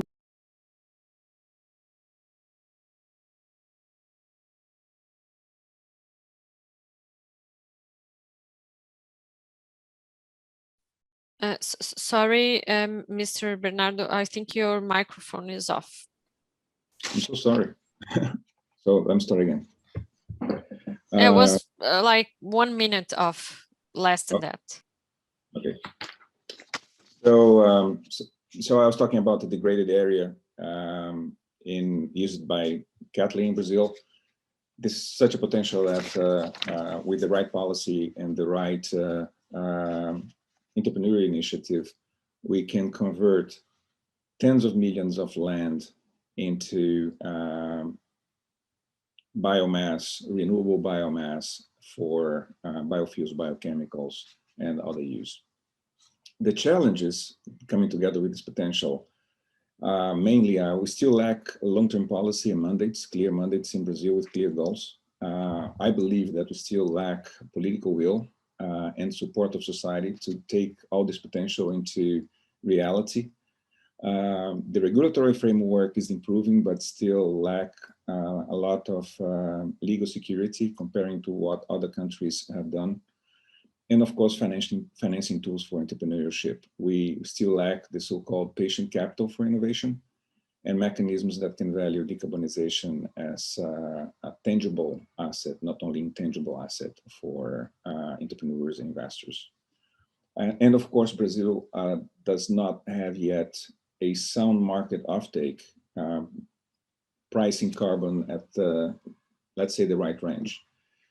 For us at GrãoBio, it's worth to export our second generation ethanol to Europe or to California and the US, because the FOB price that we get is almost twice of the cost opportunity of selling it in Brazil. And finally, let me tell you a little bit about GrãoBio. You can find more information at our website. GrãoBio was founded in 2011, and our goal was to learn about biomass and integrate the value chain of biomass in Brazil into flexible biorefineries, not only for 2G ethanol, but also for biochemicals and biomass materials such as nanocellulose. So we invested a lot in technology. Because of the framework and the regulatory security in Brazil, most of our patents and IP were developed in the US. Our patents are global, but initially we decided to have the IP center in the US. But most of the industrial development happened in Brazil, and agricultural development also happened in Brazil. Agricultural development, not only to use and learn how to use residual biomass, but also to develop a proprietary biomass that we call energy cane, that we believe, comparing to all others, is the most effective and efficient on photosynthesis with the Brazilian environment, Brazilian climate. So back in 2012, there was this big initiative in the US, and oil was at $100. We thought that because of the mandates and all the potential of the green wave that was happening back there, supported by not only the American government and other governments, but also by the capital markets in the US, it was time for us to invest and integrate such value chain. Big companies like DuPont, M&G, Abengoa were making their first 2G ethanol plants. Brazil launched a program in 2013 called PAIS that was fostering, actually it attracted investments to foster the bioeconomy in Brazil. We were part of this program. BNDES, the development bank in Brazil, actively participated at that time. At that time, there was a program and a vision that innovation in bioeconomy could be a reality, supported not only by patient capital, but also because of economic growth and the energy cost of oil at $100. Throughout these 10 years, we have developed over 250 patents. We put together the first second generation ethanol plant that works ad hoc, that works independently from other plant at commercial scale. We decided to use straw because it's the cheapest biomass comparing to other places. We can have straw as a biomass for 2G ethanol around $22 to $25 per dry ton, comparing to over €100 at scale in Europe or $85 in most places in the US. So we thought at that time that by having this biomass abundance and knowing how to deal with the straw, we'll be able to attract offtakes and put together biorefineries that would produce sugar under our goal was at the time 12 cents per pound. So we thought that with that range of cost per sugar, we would compete with a barrel of $60, $65, and we would have a massive potential of enabling biomass through biorefineries, through cellulosic sugars, not only for 2G ethanol, but also to biochemicals. This being our quest, our journey. Today we have a second generation plant working at Alagoas, Brazil, with capacity of 30 million liters a year. We are SB certified to Europe. We believe we have the cleanest 2G ethanol or biofuel at scale available in the world. And we are developing as additional products for the cellulosic sugar, biochemicals, and nanocellulose. We have developed JDAs and joint ventures with European companies such as Solvay, BASF, and DSM to produce succinic acid, BDO, and butanol. We have some patents in those areas and development for those areas. Now that the oil is bouncing back to $70, $75, we think that there's a new Green Deal happening, not only on the regulatory framework in Europe, but also from the entrepreneurial vision, and money is coming back to the industry. So thank you for your attention. I wanted to give you a brief overview of AgriBio and potentials and challenges in Brazil. Still very challenging, but the potential is huge and it's worth the risk. Thank you. Thank you, Mr. Bernardo. It was a pleasure to have you here. And also I agree with you that we have many challenges, but as I said, I think the challenges move us through really big opportunities, considering the potential that Brazil has on this sector. So I invite you to answer some questions that our attendees send directly to you. And if you don't have time also to answer all of that, we can send you after pick up your answer to send to them these questions, their doubts. So thank you again for your participation with us here today. I know that some of our members are big fan of Grambio. So I welcome you again to our cluster, and I hope that we can strengthen our relations also with Grambio and our French companies. So thank you again. Thank you all. And now I'm going to pass through our last but not least important presentation. And I'll invite Gustavo Sergi, that is the Director of Renewable Chemicals and Specialties at Braskem. So I welcome you, Gustavo, to share your presentation with us, and also share also what Braskem is developing on this matter.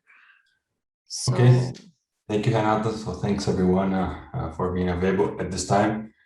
I think from everything we have seen, I think a lot of context was already given, but I'll make sure I'll go through my presentation so I can share the content plus some important context, which I believe is important for the companies that are abroad to understand all the Brazilian perspective and the potential. Can you all see my screen here? Yeah, it's okay. Okay, so I'll start with a very basic, let's say, contextualization, which shows how, of course, everyone here knows about, let's say, this growing global support for the bioeconomy, for the low carbon economy.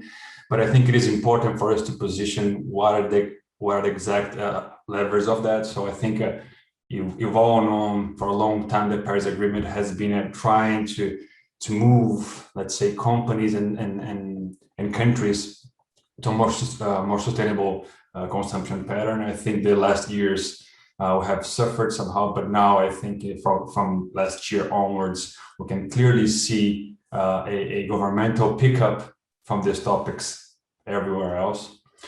I think the second topic of this slide, I think it's one of the most important. It's when I talk about carbon neutrality.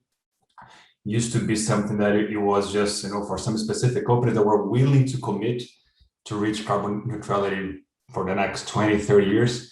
But now we see real mandates from countries imposing that to its society, to its industry. And this is definitely helping the bioeconomy everywhere in the world, even for the countries which are not competitive in this field, which is also great. And then for Brazil, which is a huge potential. And you can clearly see this lower carbon economy trends, which I think it's one of the main reasons why, let's say, there is this growing investment, growing demand for let's say, bio-based products, right? Braskem is a petrochemical company. It's, let's say, the largest biopolymer producer in the world. So that's why I brought this slide. You can clearly see here this graph shows a demand or a production for plastics, and for the past 70 years. Even though companies are doing a lot of effort, are investing a lot of money, we have, out of the 350 million tons of plastics, only 7.2 is bio-based. So Braskem, as a petrochemical company, which invests in biochemicals and bioplastics, clearly see a potential to grow. There's a lot of room to do it as long as we align with all the mandates, society, and governments as well. As I mentioned before, so Braskem is the largest biopolymer producer in the world, not for a very short time, but this is actually for more than a decade. So we started running this plant, which is a $300 million investment that we did back in 2010 to produce 200 KT of the green PE, the green polyethylene. And this has given us a very, let's say, deep understanding and a knowledge about the market. We've lived through through different waves. So back in 2010, it was a wave in which we saw oil prices peaking. At the moment, we saw after that a moment in which, let's say, renewables wasn't as exciting as it was back in 2010. And all of a sudden, back in 2018, demand started picking up. And last year with the pandemic, apparently everyone who was just waiting and seeing where this let's say bio-based industry would go kind of jumped in, and now the demand is been increasing in a much stronger pace than in the past in every region. So before it was more in some more specific areas, but today, so for example, in Northern Europe or Asia, but now we can clearly see everywhere in the world, US, all the countries in Europe, and more spread in Asia. When I say more than Japan, more than Korea, now going down to China as well.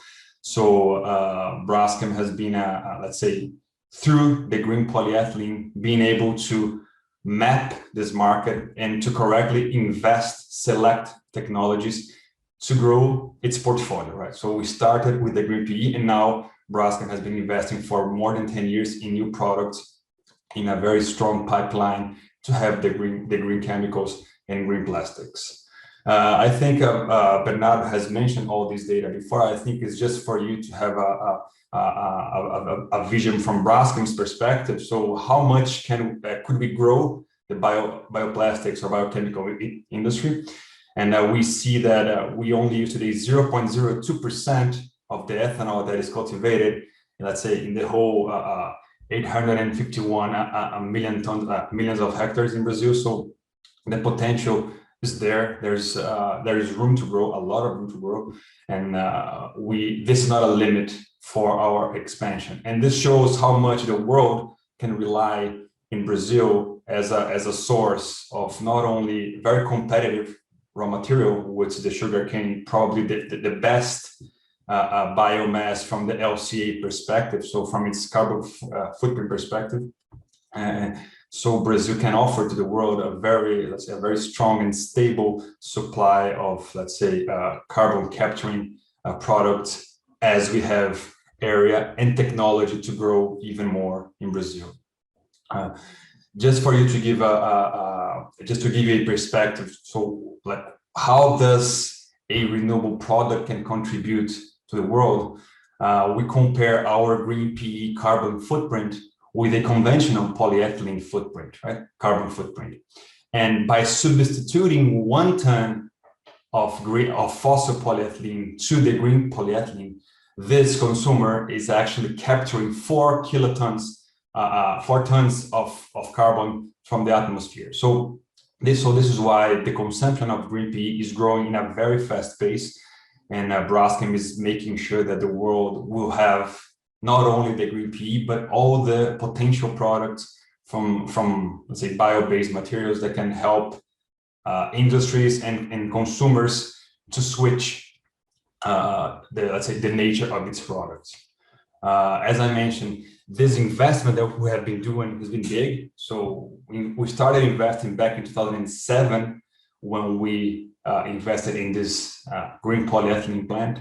Since then, Braskem has invested very strongly in biotechnology, more than $100 million in the past 10 years in biotechnology, establishing a lab here in Campinas, in the countryside of São Paulo, and also an advanced base in Boston, in Cambridge, in which has helped us to map technologies and to create, let's say, a more friendly environment to connect Brazil, US, and also partnerships in France, in Europe as a whole. So we have a very interesting, let's say, partnership with the Toulouse White Biotechnology, as you might all know, also in Copenhagen, with a company that works very close to us, which is Halbert Topsoe. And in Asia, we have many clients, brand owners who are, let's say, with us investing in new technologies. So by investing in the green PE, that gave us a very, let's say, clear vision of who are the stakeholders in this value chain and what level of commitment each stakeholder is willing to give, it's willing to put up. So after developing the green PE, which let's say our flagship product on the renewables business, that was back in 2010. Now we have decided to let's say to increase its capacity. So we just announced this year, in the beginning of this year, an investment of $61 million to increase its capacity. So this is just Braskem making sure that the whole consumption in the world, it's having a supply to attend that, to serve that. We also, by selling the green PE, we also have launched the green EVA, which is a second product out of a bio-based material, which is helping us to go to different industries, different markets. So not only those ones that use the green PE as, for example, packaging applications, but also the green EVA, which is for shoes. So that's amplifying the coverage and the exposure of the green, let's say, the green economy, the bioeconomy, to the new sectors. Lately, last week actually, we have launched another product which is called a PE wax, so a bio-based polyethylene wax. Again, to go to a different market, to allow different consumers to have access to bio-based products. And this is also, let's say, a fruit of a long-term research that we have been engaging ourselves and efforts to serve industries and markets that we are first in contact with, and then all these adjacent clients and markets that are around our clients in our industry. So after having a long experience and actually helping to establish a biosector, a bioeconomy, because once we started back in 2010, it was a really, let's say, really unpopulated environment or market. So that led us to have very, very specific choices in investment. So I mentioned the green polyethylene, the green EVA, then this renewable wax. All of those are commercial products. So we sell all these volumes today worldwide. And as we were able to develop all this knowledge, we have also decided to invest in a new product, which is the BioMEG, also coming from a bio-based source. So here is back in 2016, Braskem decided to invest in a technology that would disrupt this value chain. So today, when you look to the MEG is a chemical which, together with the PTA, composes the PT, all the PT bottles that we all know, they're all using in water, soda, and etc. Right? So the MEG value chain comes from the oil refining, the naphtha, then the ethylene, then the ethylene oxide to reach the MEG. What Braskem is doing here, it's trying to disrupt this value chain by reducing the amount of capex in this process by going straight from sugar into MEG. This used to be a R&D project, right?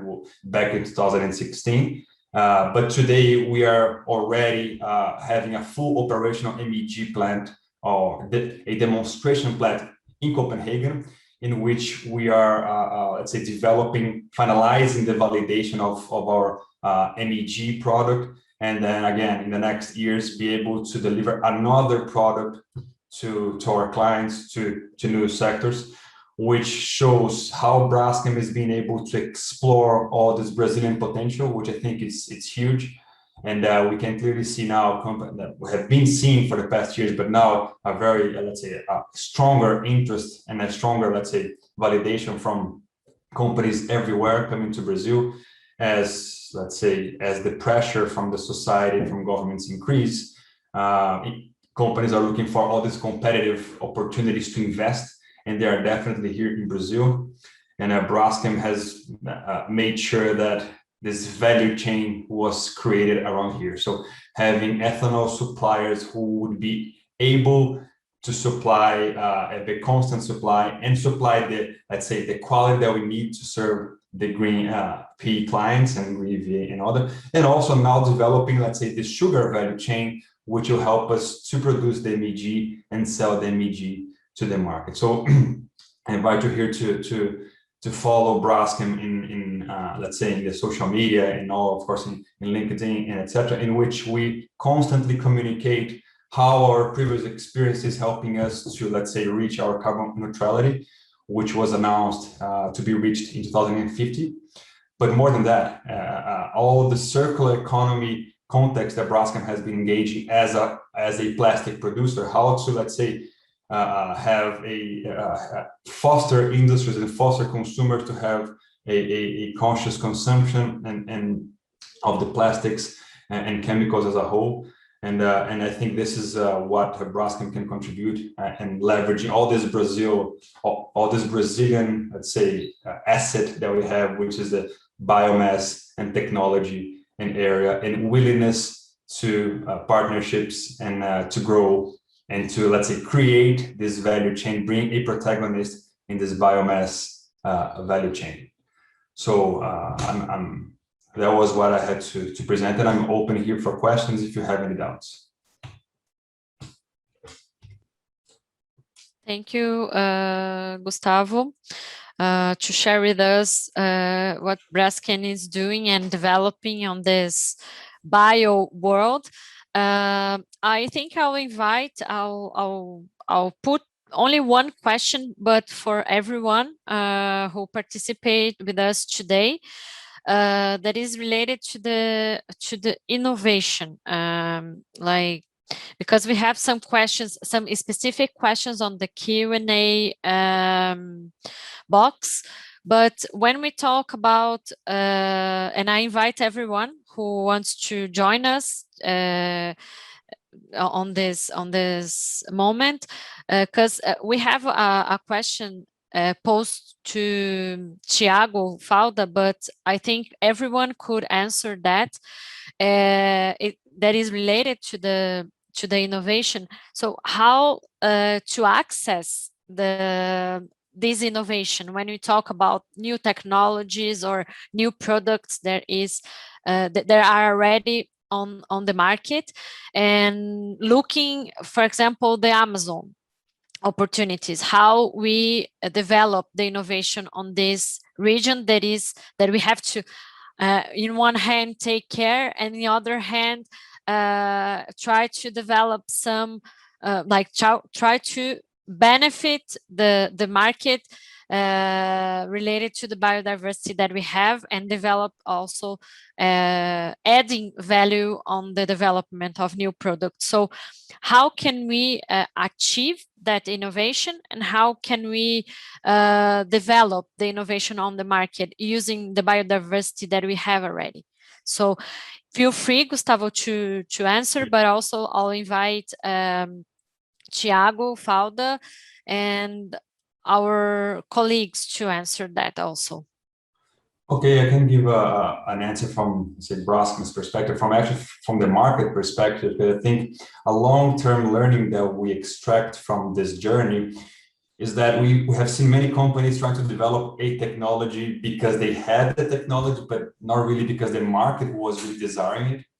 And I think we have been able to do the other way around. So trying to read the market, what is the actual request from the market, and then engaging all the resources to get those products. And I think from our end, the Green PE helped us because that put us in contact with the brand owners, with the consumers, and they were able to say, I need this product or something similar to this product. And then we would just, let's say, direct all the resources that had to those products instead of mapping technologies elsewhere that could lead to some potential products in the future. This helped us to see results in the shorter term and also finance our more long-term pipeline, which I know it's important to see the products in the next 5 to 10 years. But I can open to other. So Thiago, feel free to answer also, because the question was direct to you. Yeah. Your microphone is off. Sorry again. Daniela Farts have been working for MCTI and the Ministry of Science and Technology in Brazil, and we have doing some works together. The question is very, very important and was discussed in some meetings a few months ago. Brazil have been developing new public policies to allows the access of biodiversity in Amazon. Is not easy right now. There are some companies that have been doing this, and the federal government, in my opinion, is doing a good job to allow that forest biodiversity could be accessed in a way to allow the development, to give value to the forest, not only by the environmental conditions, but also to give value about the products that can be developed. I could say that there is a specific public policy that are in construction.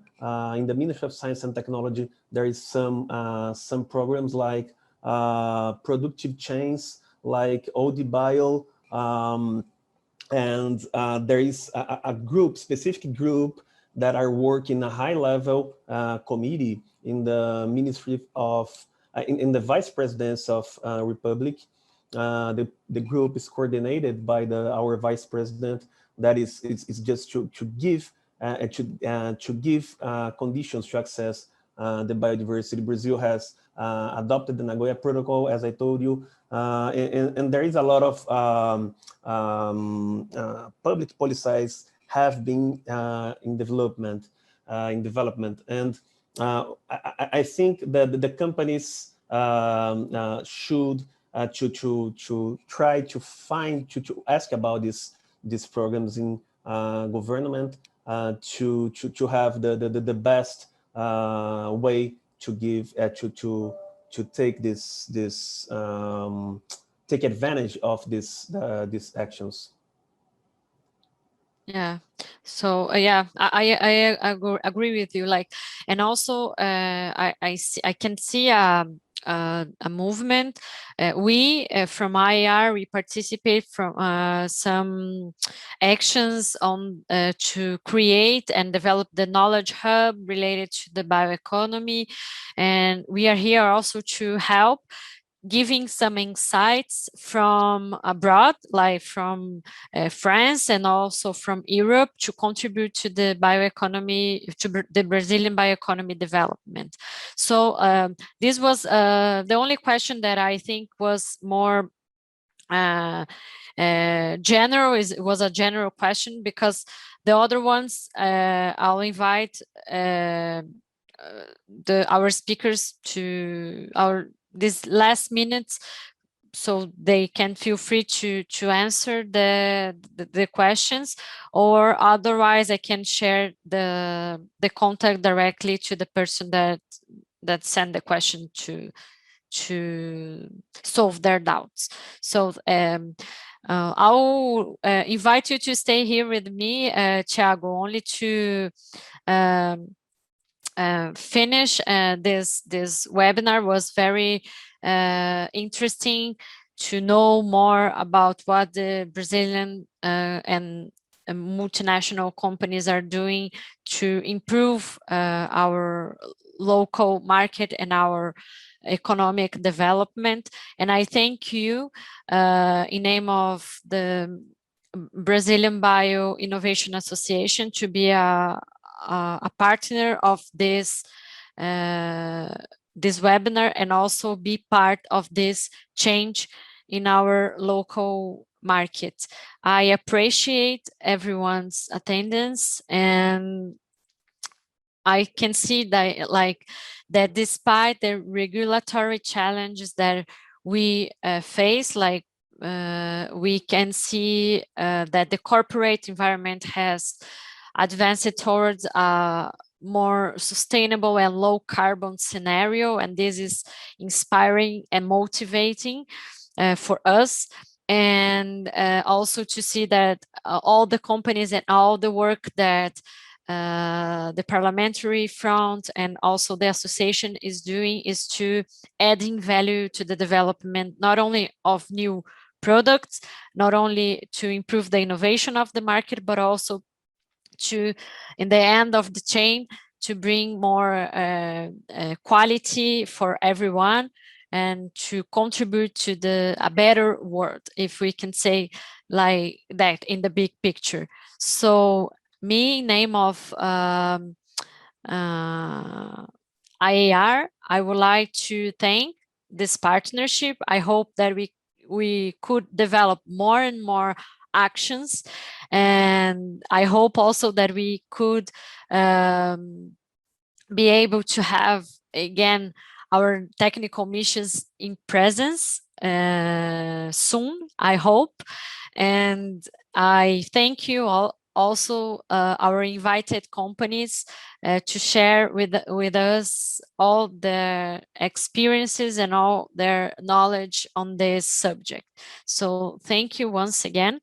I'll invite you all, like, if you want, Thiago, to say your final words, so then we can say like a good lunch for those who are in Brazil, and afternoon for those who are in Europe. So thank you. Okay, Renata. It was a great pleasure to work together with you and IAR today.